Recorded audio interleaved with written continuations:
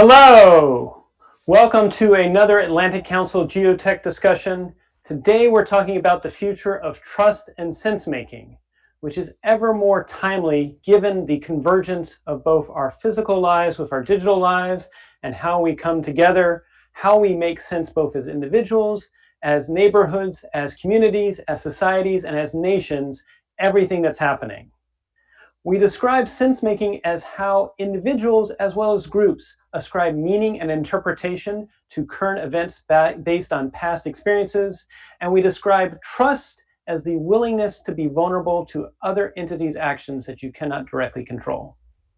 With that said, we have an august panel. I'm really excited to hear their different thoughts as to how we both deal with the fact that, again, trust and sense-making seems to be challenging open societies, but also societies around the world, and what we can do as positive change agents to address these challenges.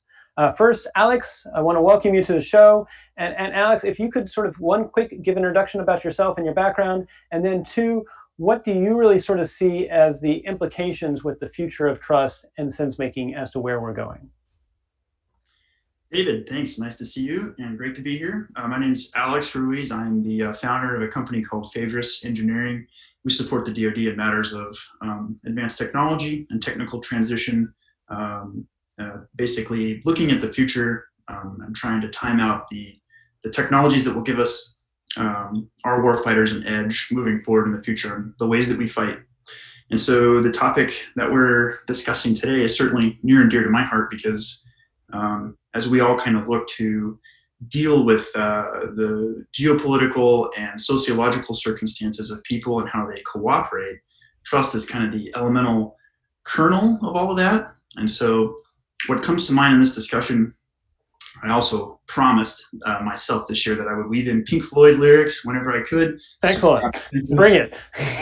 The Division Bell album, Stephen Hawking collaborated with Roger Waters and quoted on a song, "For millions of years, mankind lived just like the animals, then something happened which unleashed the power of our imagination.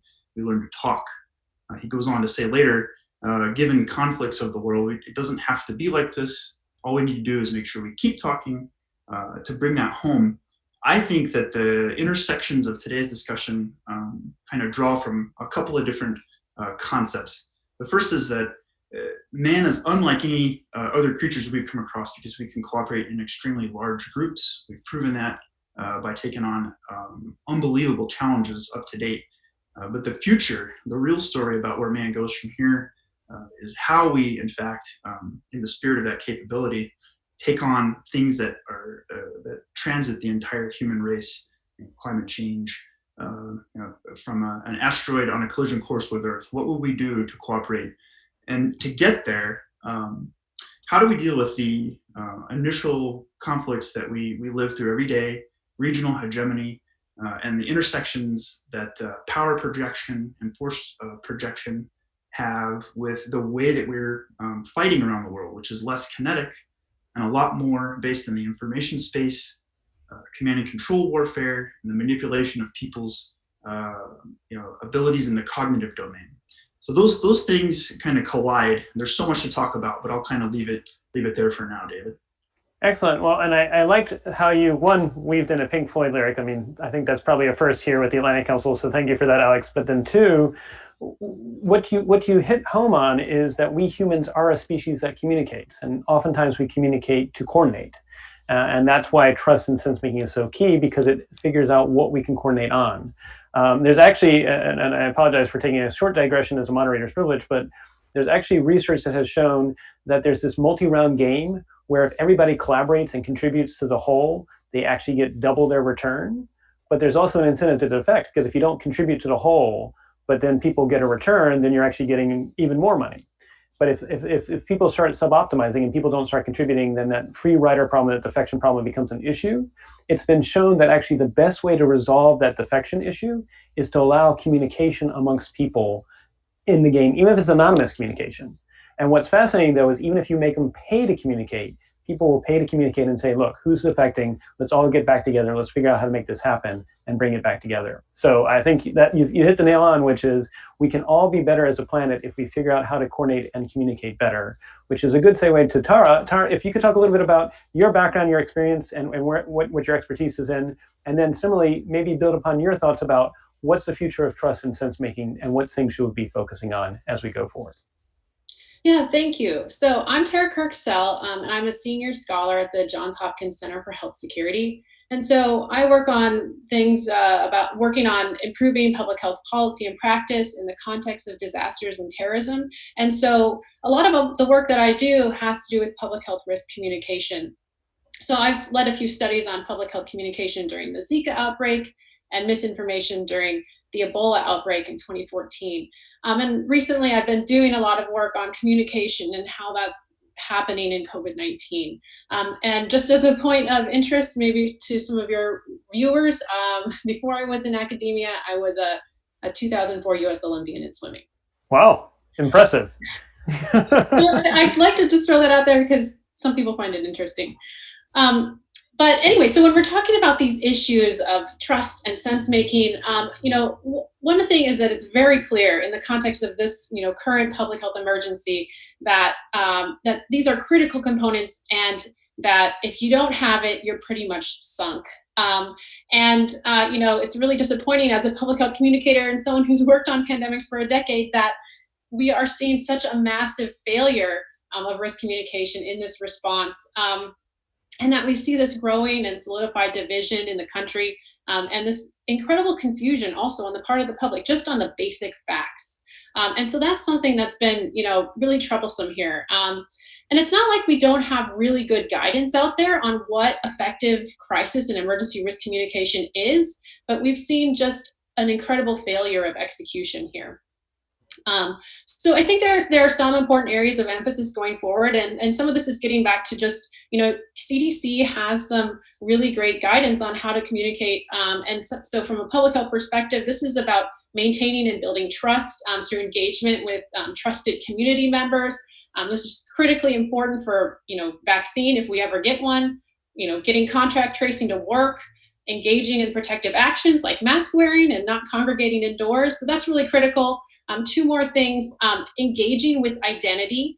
And by that, I really mean those values, core beliefs, and affiliations. And so one potential approach I heard about in a recent WHO there's a new thing called infodemiology working group, is to design communications based on personas, right? So sometimes it's hard for public health because you're like, you try to speak to other public health people, and really you're not. You're speaking to someone else who's not like you. And then finally, to communicate uncertainty better, and that is something that public health has failed at to do very well in this event. You have to identify what is known, what's not known, and what you're doing to fill those gaps, and then also to foreshadow what changes might emerge from new information. I mean, the mask, debate is one of those things that the advice was based on one current science, and then that science changed, and so there was new advice. And it wasn't, that uncertainty about what was happening wasn't communicated. And then people were just thinking, well, you're just flip-flopping. Why should I trust you? And so these are some of these critical things about trust and communicating with the public that we should do going forward. Very well said, and I liked how you underscored that both science and public health. I mean, we're always discovering new things, and that if you come from that background, then you're used to the fact that you will have a current hypothesis, you'll have a current view, and then later the data might reveal a different path. But that may be a challenge for people that feel like you said, are flip flopping. I also have a question. You talked about how it's frustrating to see how right now the communication about COVID-19 could be better. It's not as good as it could be. Do you think that's partly a consequence of that we're now much more using smartphones and social media compared to maybe 10 years ago or 15 years ago? And what does that mean? I mean, I'd be interested in your thoughts about why is now different? Right. The communication environment is so complex, and there's so much out there. This is the thing about, it's not just a problem of mis and disinformation. It's a problem of that there's so much information out there. You can pick and choose what you want to consume based on who you are, what you think, and your identity, and that might be true or not. But you can just in a sea of information, you can just select what matches with what you want to believe. rather than what's necessarily true. Very well said. I appreciate it. Thank you, Tara. And now I'm going to segue to Dr. Joe Bonneville. Joe, you've been with us several times, and I know you're here in a personal capacity, as you like to remind people you're not representing any institution. But Joe, what are your thoughts about what should we be focusing on when it comes to the future of trust and sense making, both in real life as well as digitally? Well, good morning, well, good afternoon to everyone on the panel, and good afternoon to all those that are out virtually. In my capacity, I think I'll take one step back to kind of give you a pretext of what I mean. In my capacity within the DoD, I do a lot of technology transfer and adoption. And so for me, sense making and trust really falls back into adopting a new technology. So just like any other tech curve that you may look at, you may say, okay, you have your early adopters. Those are your people that are jumping out of the plane, no parachute. They're just going to see what happens. But then you've got the trust that comes in when you see that those people didn't necessarily fall and die. The parachute opened, everybody's is safe. You have that secondary hump that has an adoption kind of technique. And I think that secondary group, in my opinion, that secondary group are kind of those folks that are doing the sense making and saying, okay, this seems too crazy for me to just jump out of a plane. I'm not just going to just do it. And okay, now that I see that all of these other people have done it and they've safely done it, okay, maybe I can do it. And so it becomes kind of this ability for humans to try to really understand us as all humans to understand kind of the unpredictable. Actually, I have a quote that I thought was very interesting. All right. From the movie Ratatouille. The only thing about I wrote it down, so now I've forgotten it. The only thing predictable about life is this unpredictability, right? Sure. And so when you look at what we as humans do, right, life comes at us a lot of different ways, and we try to make sense of it in order to make a hypothesis to move forward. And so from everything to health health pandemics, all the way to, again, my adoption of new technologies within the DoD, we have to make it make sense to our warfighters. They have to trust it, particularly those, for me, my early adopters are going to be people that are, in special operations. They're going to adopt something and try it first. And then if it makes sense and people trust it, then it goes to the big Army, the big Navy, the big Air Force for them to utilize it. And so I'm very interested. This is a topic for me is much more a hard social science, which is something as an engineer. My background is in mechanical engineering. It's harder, in my opinion, to do these things and to really get people on board for things that you can't. That's so unpredictable than it is to build something that the next person may be able to use. Well said, and thank you, Joe, for that. I'd like to now, sort of building on what you said, and I think you set the stage well. Stephen, you've put a lot of thought into these issues as well. I know you've also interacted with DoD and other counterparts in the U.S. government. Stephen, could you share a little bit about your background and what your thoughts are about sort of how we're going to be addressing these challenges? Sure, thanks, David. So my background, I have worked in the Department of Defense and the U.S. intelligence community for the past 20 years, nearly 20 years now, and have had the honor of being affiliated with the Atlantic Council for the last 2 years. I have worked at the intersection of venture capital, technology, and U.S. government for most of my career, and that's generally given me some insights as it relates to the policies and procedures and processes behind a lot of the advanced technologies that we all say that we want.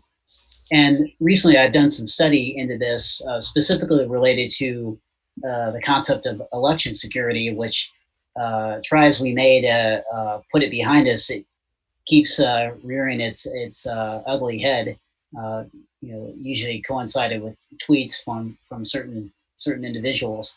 And it dawned on me recently that there's a concept in the United Nations that was born out of the genocidal acts of Nazi Germany, the former Yugoslavia republics, and Rwanda, known as the responsibility to protect. And I tried to do some advanced thinking on that related to what we call here at the Atlantic Council a digital responsibility to protect.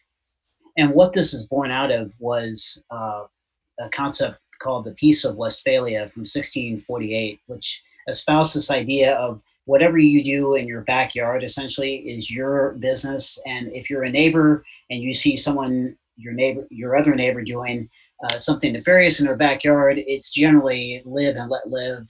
That's their business. They are the sovereign, whether they be a king or an elected ruler or an autocrat. That was all thrown out with World War II, Yugoslavia, and Rwanda specifically, which put forward this concept of R2P, or again, responsibility to protect. And what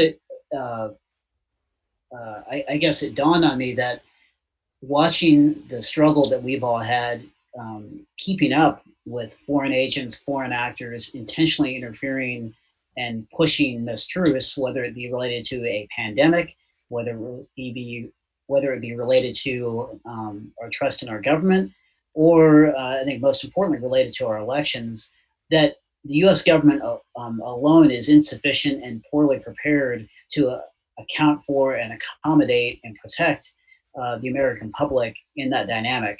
Hence, we have a digital responsibility to protect on behalf of the social media companies, the platforms that promulgate those messages, to engage in actively with the U.S. government in protecting against that misinformation. Now, and I'll kind of save some of my remarks about what this actually is for later on in the panel, but I think it's key to understand that when you talk about narrowing speech, any kind of speech, it's importantly from a legal perspective, having been put through the ringer with DoD General Counsel on this, it's important from a legal perspective to narrowly define what we're talking about. So in this case, all of my remarks are confined to election security and election security only. So we can argue about whether the pandemic is just incompetence or tomfoolery or intentional misinformation, but for the purposes of what we're talking about here, we'll keep it bound within the concept of election security. And it's really bookended by two concepts. One, the concept of liability that the social media companies will most certainly demand and request, and the sharing and transparency of information from the United States government, much of which is covert.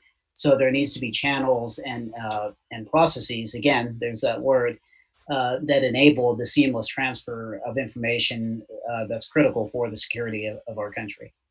Excellent. And thank you, Stephen, for that. And I have a feeling we'll need to circle back both to you and some of the other panelists, because there's probably a lot we could say about the fact that there probably will be things happening both internally and externally as we get closer to the elections, and probably afterwards. And that's actually a terrific segue to what I consider to be one of the topmost experts in both countering misinformation and disinformation, but also she's done a lot to actually help protect others. And so SJ, welcome back. We're glad to have you here. And you have a very impressive background in this space. I'd be interested both in your thoughts as to where you've seen trust and sense-making break down, and then what could we be doing better? Okay, so you've kind of done the intro, but I'll do a little one anyway, in case anyone doesn't know me. So I'm SJ. I run Bodicea Light Industries, but I'm also the lead for CogSec CoLab. So we're building out processes, tools, and communities to help counter disinformation. And we run the disinformation team, which is real-time response for disinformation as part of the CTI leak. So we're actually embedded inside a threat intelligence team. Thinking about trust, disinformation, how it works, and how it's broken down. So we talk about coordinated and authentic behavior. So disinformation is essentially large-scale attacks, the things we look at. And a lot of this is about narratives. So you're using narratives to change how people think about themselves, identity narratives. You're using narratives to think about who they belong to, they don't belong to, in-group, out-groups, and what the state of the world is. But a lot of the really pernicious attacks are the ones on the system itself. So how do you trust? What is your democracy? Who are the people around you? You break all of the trusts. And one of the reasons that that is effective is because we haven't really built for human communities. We haven't really built our tech to interface properly with human brains. So simple things like we have on social media single streams of your grandmother's recipes in amongst breaking news, in amongst opinion, and they're widely different trust levels, but you've got them all coming at the same time. So you're under-trusting and over-trusting at the community level. You've got communities that are building hard boundaries, trust boundaries and soft boundaries inside, but then you get trolls inside them. So you have people bouncing around inside them. You have over-trust, under-trust of technologies. We've already had somebody talking about hype cycle and adoption, but there are all of these things that really trust is the thing that it's the fundamental driver on all of this, and it's the fundamental thing that seems to be going wrong. Right. It is. I mean, things that help, transparency helps an awful lot. I mean, if you're talking about machines and systems, then and algorithms, things like explainable algorithms, being able to see what's happening under the hood, but not have it in your face, just knowing that you can. You don't want to look under the hood all the time, but you need to be able to see those boundaries. You need to be able to see those switches. Dealing with those streams. Disinformation itself is just all of this broken down badly. But also, every magic machine you've ever seen. Artificial intelligence is one of my fields, and it is the prime example of something that everybody loved, trusted, and then went, it doesn't actually work. And then our brains aren't ready for it yet. Brains aren't ready for it yet. I mean, it's all about how we get humans and systems working together, and we build those, design those to support humans and human communities. There's a lot to do, awful lot to do. Very well said, and I liked how you emphasized that we have by and large neglected to make things people-centered, community-centered, and then we're surprised when they actually pull apart communities as opposed to bring them together. So before I go back to Stephen real quick on sort of like what are some action-oriented steps, I think, Alex, I saw that maybe you had some thoughts, and I don't want to put you on the spot, but I know you probably have a background here.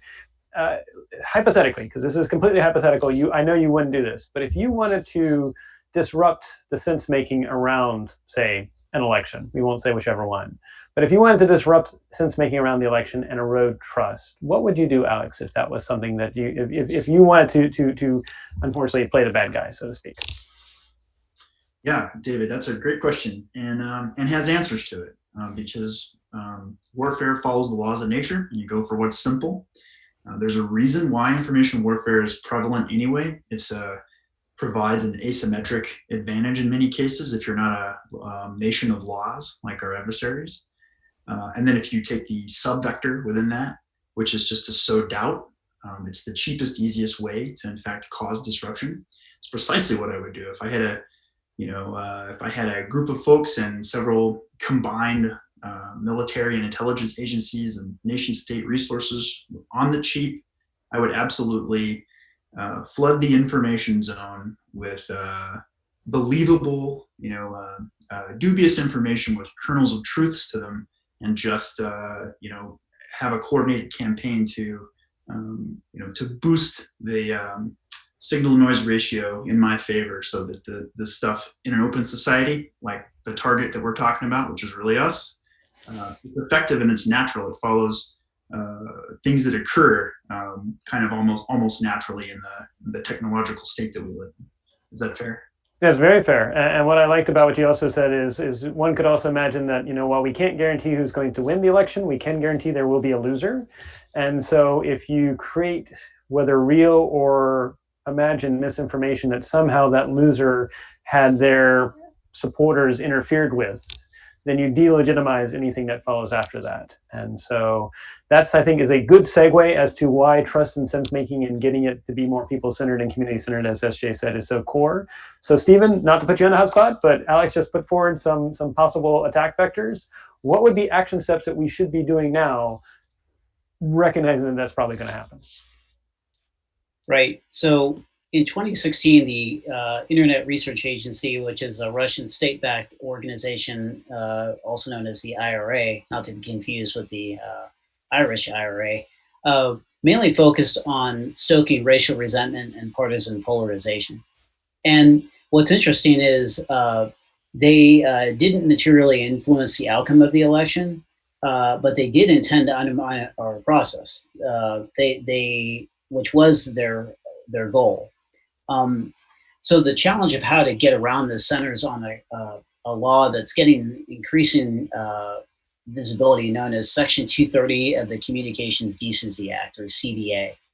And this is very, very important because when, as an American citizen, when I see news like this, I get extremely upset. And of course, I shake my fist and say, how dare they?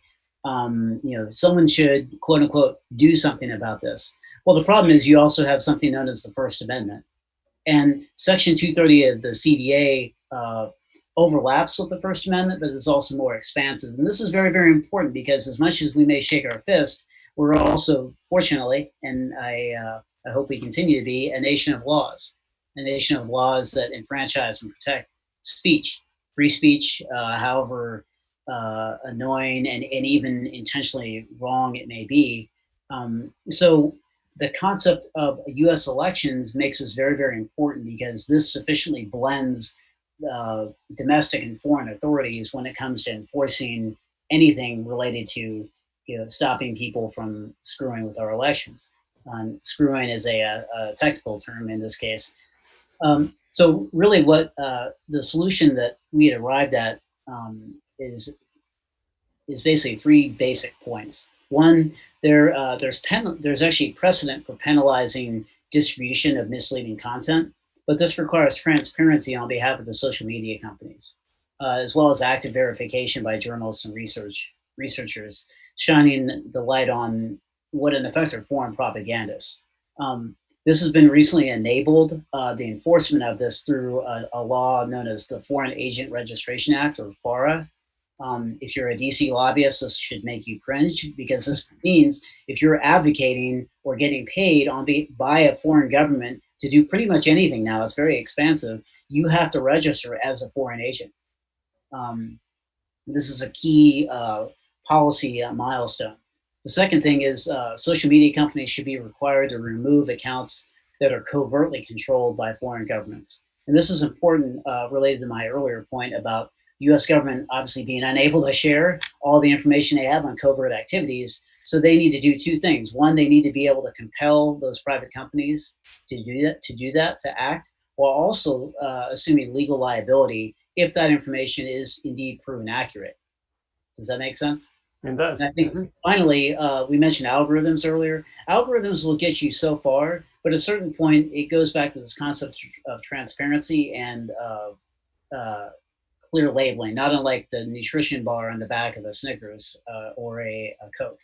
So one of the things that we put forward was that social media companies should be required to label accounts overtly controlled by authoritarian states. Now, I should note, YouTube and Facebook actually already kind of do this, so I tip my hat to them.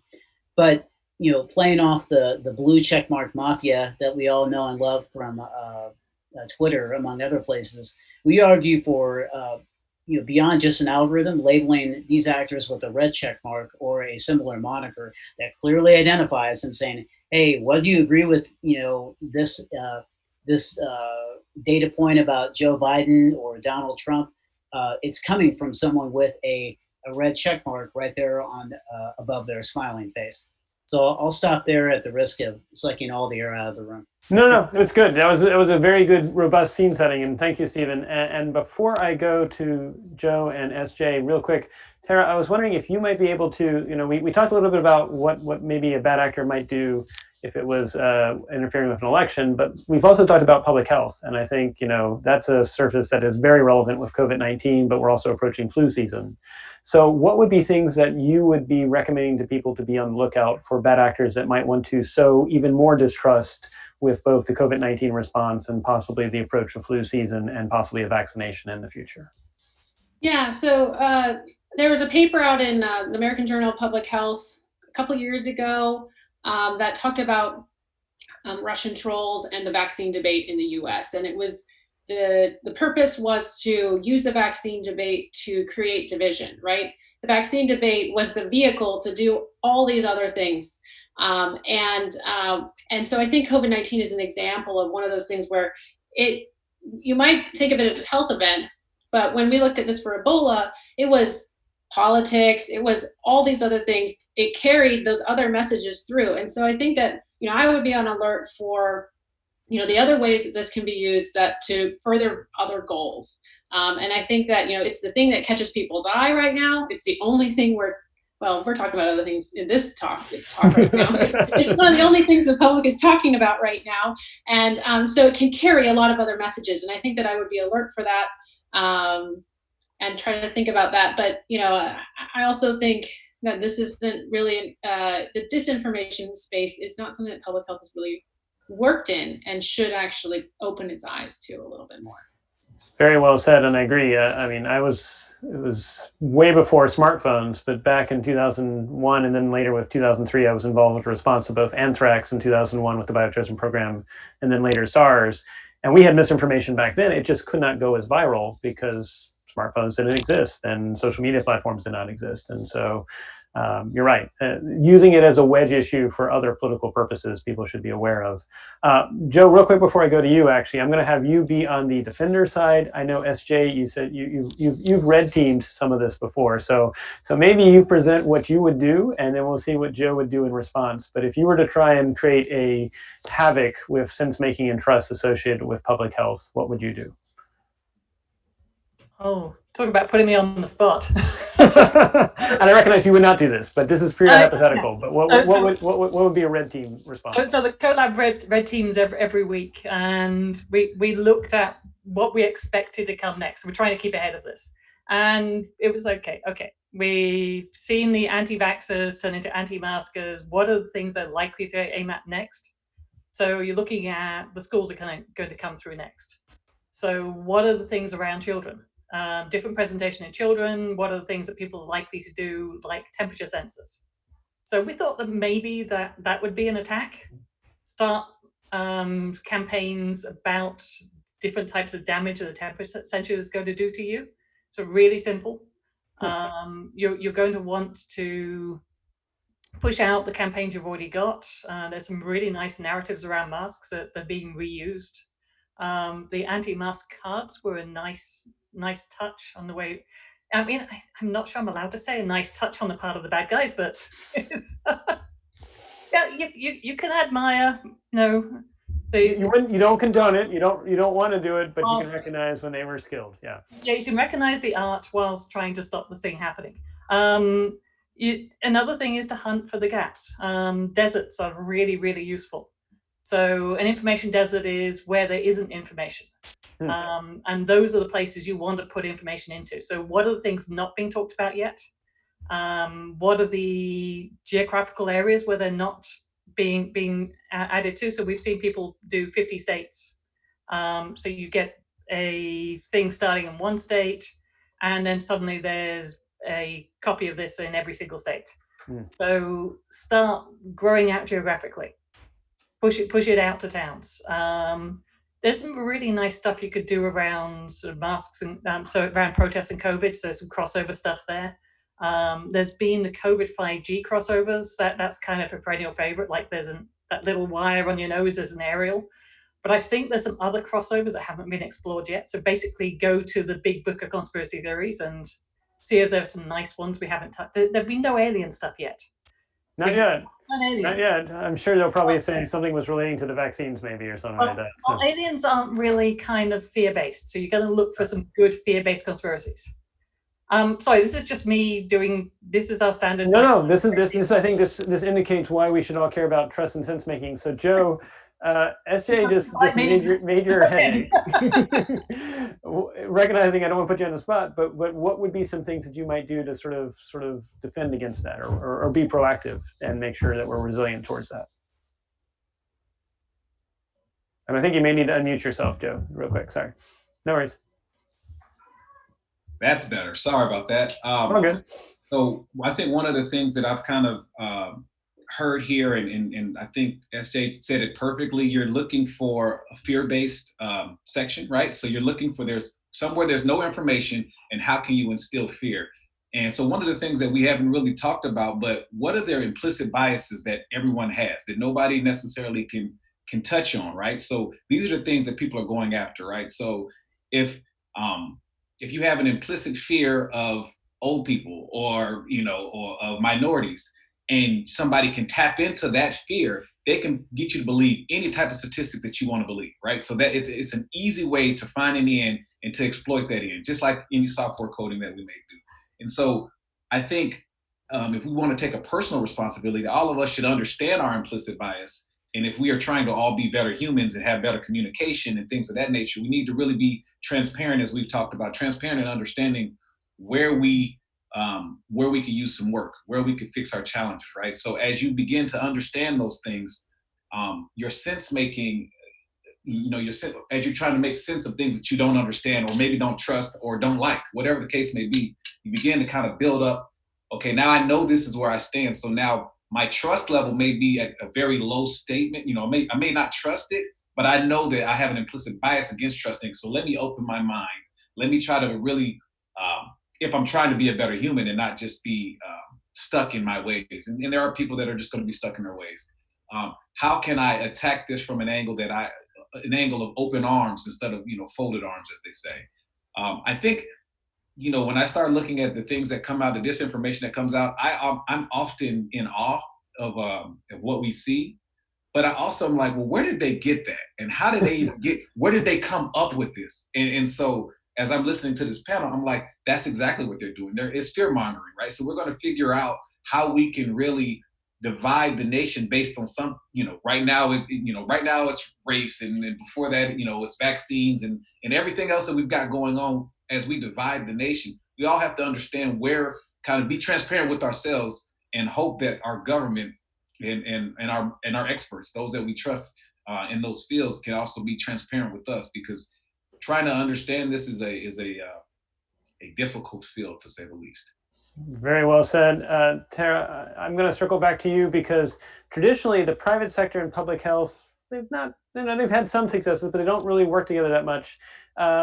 Given that COVID-19 is going to be a long haul, what would be your recommendations on how the private sector and public health can work together better on tackling sort of the challenges of future sense making and trust in public health?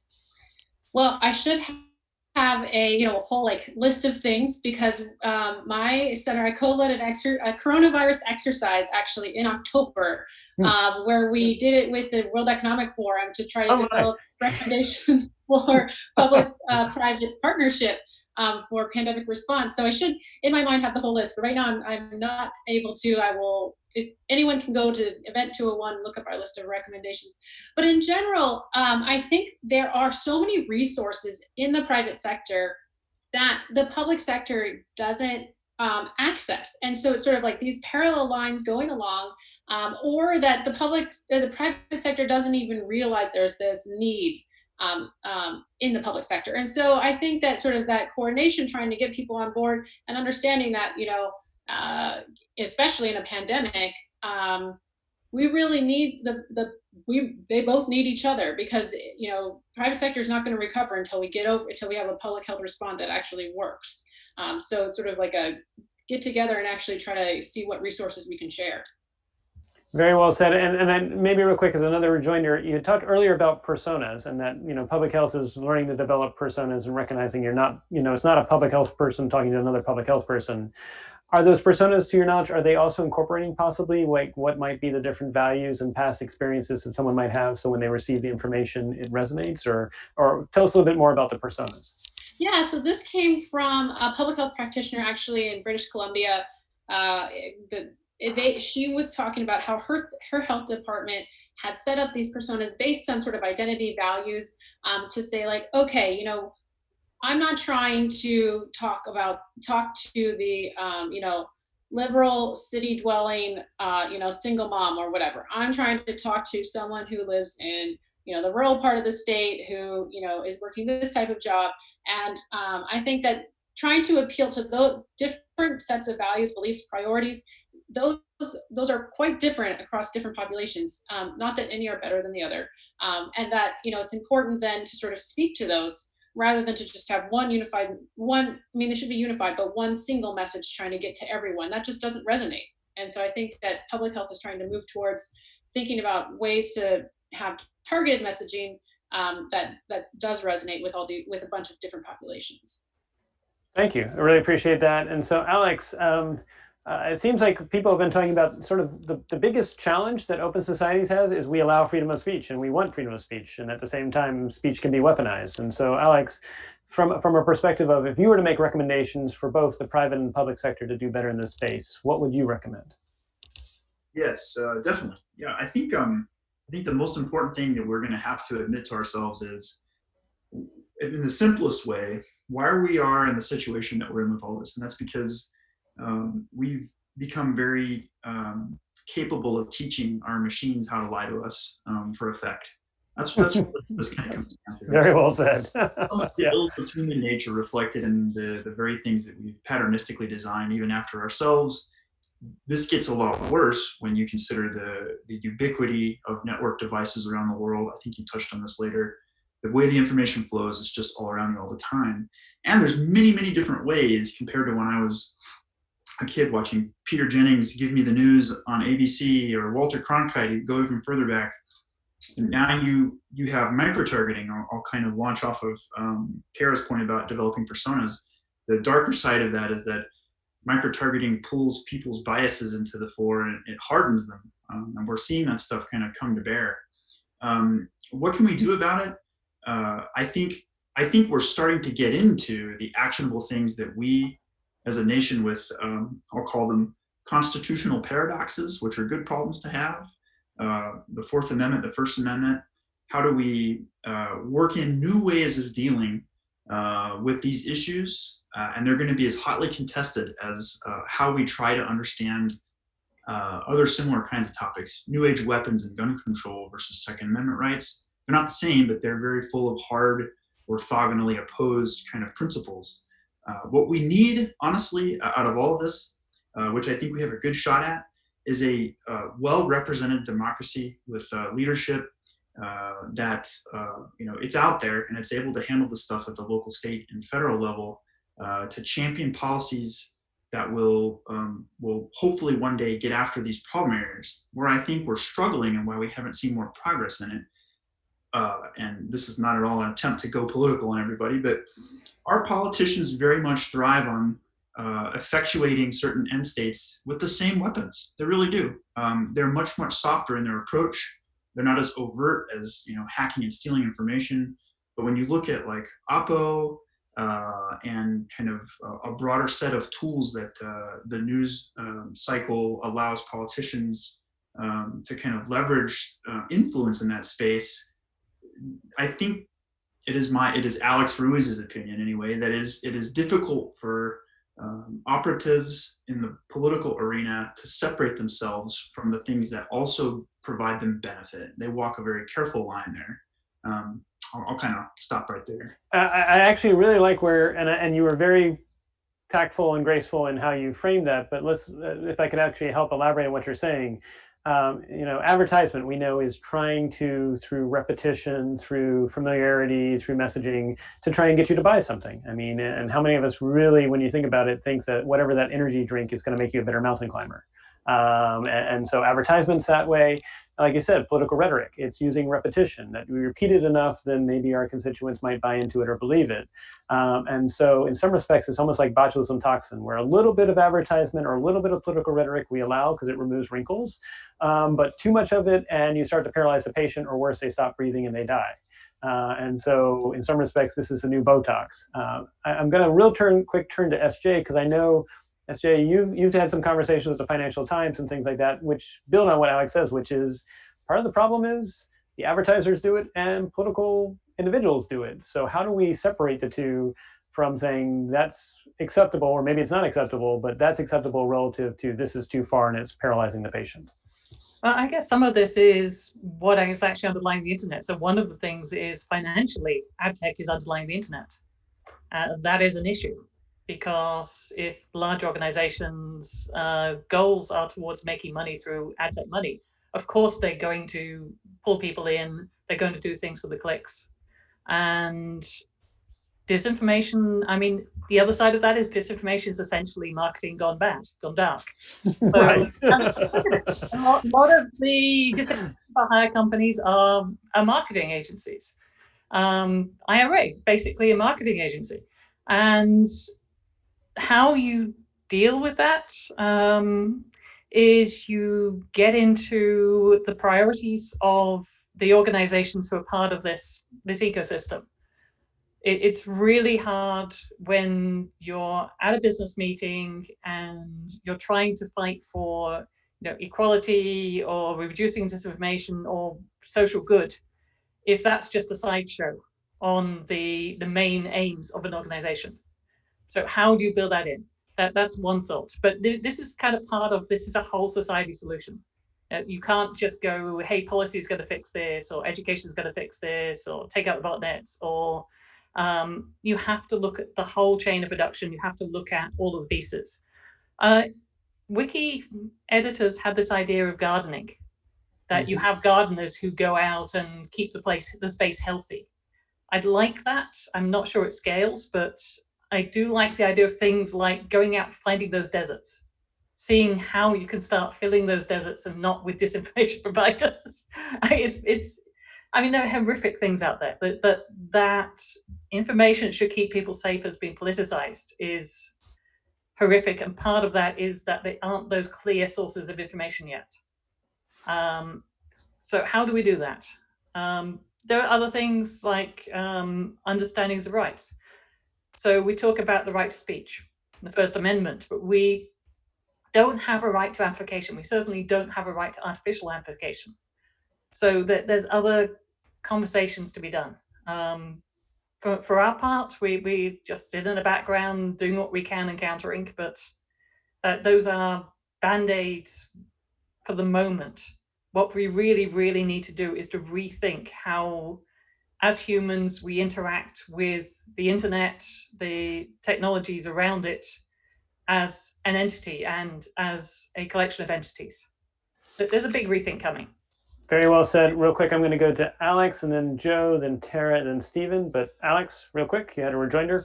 Yeah, I just had a quick one on what we've learned over 20 years of counterterrorism fighting too. And again, the sects don't compare. sects don't compare, right? But we should look no further, because what we've understood over all of that time is that you have to deal with the undulating layers of people who are getting left behind by a system. So when you look back here in America and you're thinking, how do I deal with the defensive aspects against information warfare? How do I keep part of my population from being susceptible or vulnerable to this? You really have to ask broader questions of what is creating the conditions that a notable amount of people would even be right to respond to this kind of stuff. And you have to spend some time thinking about how to not leave parts of your country behind, in a way, if I can just kind of say it that way, because that you're sowing in an inherent vulnerability to this kind of circumstance. Very well said. And actually, I was also thinking, I was in Afghanistan in 2009, and we were tackling the misinformation, disinformation challenges in Afghanistan, because there were conspiracy theories. Like the number one reason why people thought that we were there, local Afghans, was because we wanted the heroin for ourselves, which clearly is not the case, at least as far as I know. But in some respects, the US has become more like Afghanistan than the other way around, which is not a good thing. So that's actually a segue, not to put Joe on the spot, but Joe, you were talking a little bit about how people might use anger or fear as a weapon and might target it at certain minority groups. I'd be interested in your thoughts, if you could speak to how would you counter that anger and fear and actually have the group sort of say, we're not going to let it polarize us or not let it make us divisive.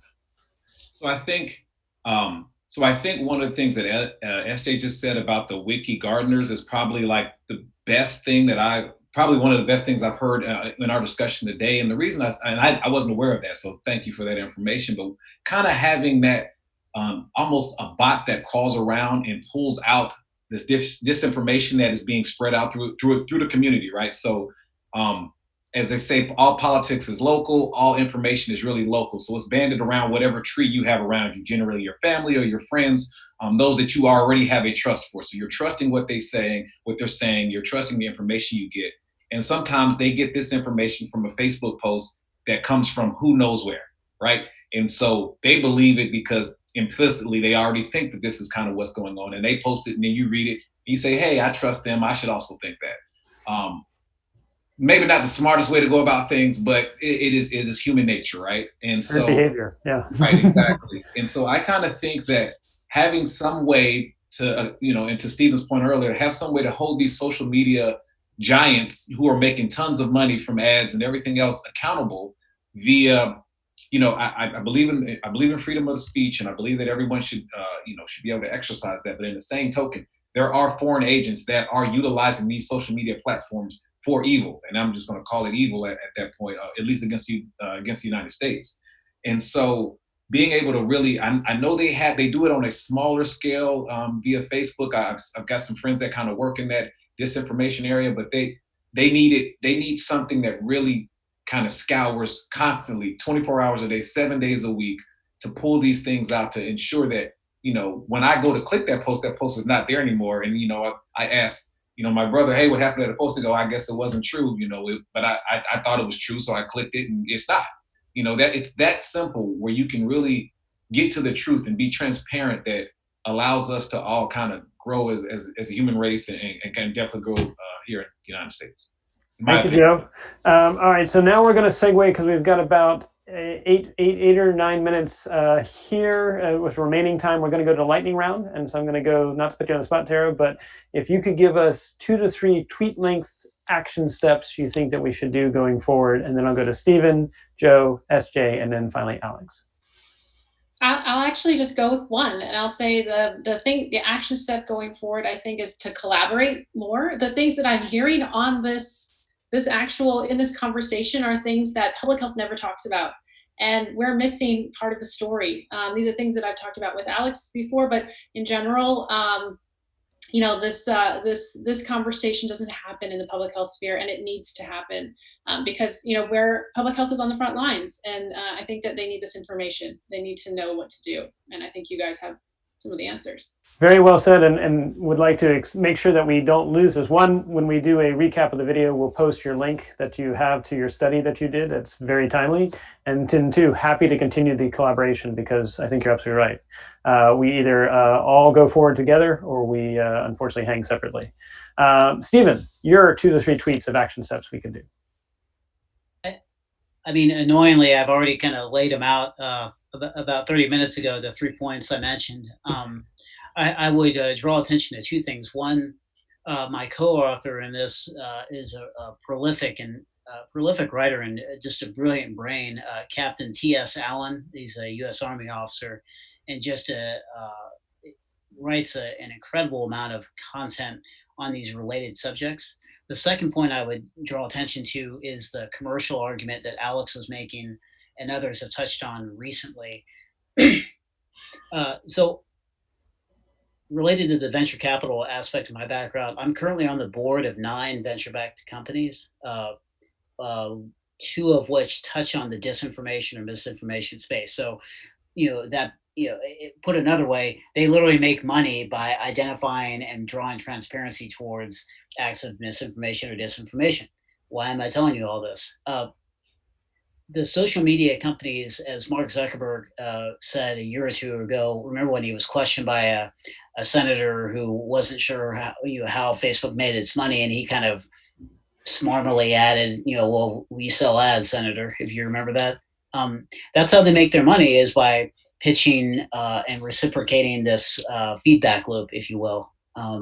We see this similarly with gerrymandering in Congress, where the game theory term is the median risk voter theorem, where you have the kind of push to the polls during the primaries and then the rush to the center during the general election.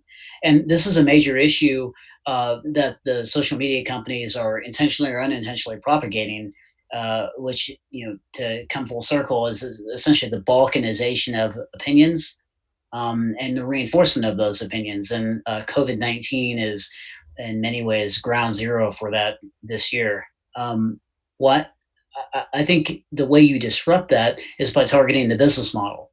So you either pay via a subscription fee, something that Twitter and Jack Dorsey have been openly considering, or you clearly label the content that is intentionally nefarious or advertising in nature. I've seen this with some newsletters too, where while it's not intentionally misinformation, the ads are literally shaped and framed in the same kind of color, content, and even font to where they are essentially rendered indistinguishable from the actual content you're trying or you think you're reading.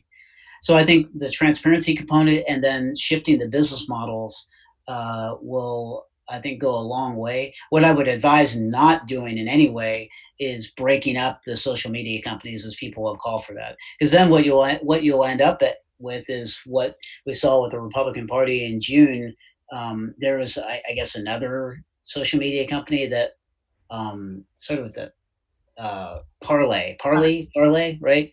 That was, of course, when they labeled one of the president's tweets as misinformation. This gentleman, the CEO, immediately chimed in, pitch perfect, and said, please come join Parlay. Well, of course, not that he has any financial incentive whatsoever to do that, but they made a big push. Donald Trump Jr. pushed it as well, and fortunately, it was a short-lived success, and there was no latency in terms of the user base. And I say fortunately, not because it's a Republican or Democrat thing, but because I think it's important to keep us all in a community engaging with people who candidly piss us off and annoy us, and but we still have to sit there like old school and look people in the eye and hear them out. And I think once we stop doing that, we're going to be in a much worse trouble than we already are. Good point. That yes, in representative forms of governments, democracies, republics, that you have to recognize you will not always agree with everything that everyone is doing. That's the nature of the system. Okay, Joe, if you could give us 2 to 3 tweet length actions that you would recommend that we do as a result of going forward from these conversations. Sure, absolutely. I think I'll say I'll make mine 1, because I think we have much more knowledgeable folks that can give us a better ending. But for me, and I think as we look out into other communities that are from all backgrounds, I think understanding your implicit bias and understanding how that affects your sense making, your trust, is something that'll help you to move forward, period. So if you've never taken an implicit bias test, I've got a few of them that I've taken, and you'd be amazed at what you have a bias against. I'll leave it at that. Very well said, and I think that's actually an action item we can make sure to do. Is with the recap, we will include the links so that people can ideally take those tests. Yeah, SJ. Harvard actually has a great go to Harvard has an incredible site that I've taken one and was deemed sufficiently biased. So I appreciate Joe mentioning that. Very well said. Excellent. Thank you. SJ, what would be your 2 to 3 tweet length actions that you think we should consider? Well, I know it's hard. no, we talked a little too much about disinformation, but on that front, I guess question what you see and pause before sharing it. Just that pause is useful. In terms of trust, we've had way too much breakup community, so I would say listen to people you disagree with. Engage with them if you can. If you can't, that's okay. But if you can reach across and find common grounds, please do. And if you could do this, stop crossing the streams. Try to keep the Jews away from your recipes, because that up, down trust is just damaging. Very well said, and I think I particularly like how you pointed out, that trying to combine everything, whether it's your grandma's recipes to talking about the news, that probably does confuse the brain as to levels of trust.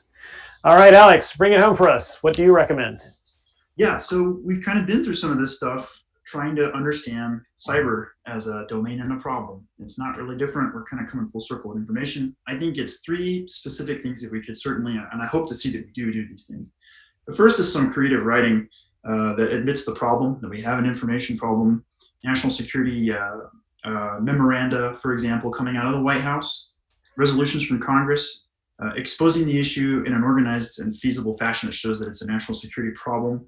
The next thing I would say is we got to re-elevate what we took down in the late 90s, the U.S. Information Agency, so that the Principals Committee has an active voice and can work with the DNI and pull resources together to go after this stuff. I see it from the ground. It's very difficult. We didn't get into this, but my role as a reservist working on some of these issues, it's difficult to find the national apparatus to go get after these things. And then, whether this one happens third or whatever, it needs to happen. A lot of expansion into the national security strategy, national defense strategy needs to deal with the realities, the tangible realities of how we fail. And I know SJ mentioned that we stuck on disinformation a lot. And I would say that is our most immediate, that's the alligator closest to the kingdom for us. All the trust issues that we're going to have to grapple with, it kind of starts with the way we deal with the sugar diet of the way algorithms are feeding us information, and we're learning how to divide ourselves. If we can get after that space, I think we have the potential to move on and deal with further complex issues in trust as we move forward. Very well said. And I liked how you said it's kind of like getting, too much sugar is not good for any diet. There may be something that we need to wean ourselves off here. Also, building on what SJ said, I think it was President Lincoln who said, "I do not like that person. I must get to know them better." The question is, how many of us are doing that second part? So with that said, I want to thank each of you. This has been a very robust panel discussion, very lively and also action-oriented. And end with thanking each of you for all that you do as positive change agents. Take care.